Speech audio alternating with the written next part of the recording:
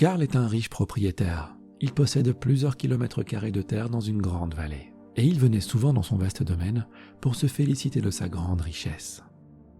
Un jour, alors qu'il se promenait dans la vallée sur son cheval préféré, il aperçut Georges, un vieux fermier.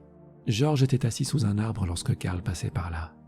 Karl lui demanda « Que faites-vous sous cet arbre ?» Georges lui dit « Oh, je remerciais simplement Dieu pour ma nourriture. » Karl protesta « Ah, si c'était tout ce que j'avais à manger, je n'aurais pas envie de remercier Dieu. » Georges répondit « Dieu m'a donné tout ce dont j'ai besoin et j'en suis reconnaissant. » Le vieux fermier ajouta « C'est étrange que vous passiez aujourd'hui car j'ai fait un rêve la nuit dernière. Dans mon rêve, une voix m'a dit « L'homme le plus riche de la vallée va mourir cette nuit. » Je ne sais pas ce que cela signifie, mais j'ai pensé que je devais vous le dire. Karl s'est écrié « Pff, les rêves n'ont aucun sens » et s'en est allé au galop. Mais il ne pouvait pas oublier les paroles de Georges.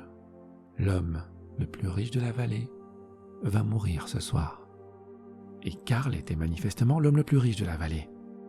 Aussitôt, il invita son médecin chez lui ce soir-là. Karl a alors raconté au médecin ce que Georges lui avait dit. Après un examen approfondi, le médecin dit au riche propriétaire « Karl, tu es aussi fort et sain qu'un cheval. Il n'y a aucune chance que tu meures ce soir. » Néanmoins, par souci d'assurance, le médecin est resté avec Karl. Et ils ont joué aux cartes toute la nuit. Le docteur est parti le lendemain matin et Karl s'est excusé d'avoir été si bouleversé par le rêve de ce vieil homme. Un peu plus tard, un messager est arrivé à la porte de Karl. « Qu'est-ce que c'est ?» a demandé Karl. Le messager lui a expliqué. « C'est au sujet du vieux Georges. Il est mort la nuit dernière dans son sommeil. » La morale de cette histoire est que la richesse et le pouvoir ne garantissent pas le bonheur ou la sécurité dans la vie. Karl, le riche propriétaire, était tellement absorbé par sa propre richesse et sa réussite qu'il ne pouvait pas comprendre l'idée de se contenter de peu. Il ne voyait pas la valeur de la gratitude et de la simplicité de la vie. Pendant ce temps, Georges, le vieux fermier, menait une vie humble et se contentait de ce qu'il avait.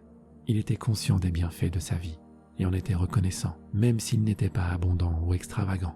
Cette histoire nous rappelle aussi le pouvoir de nos mots et de nos croyances. Karl a considéré le rêve de Georges comme une absurdité.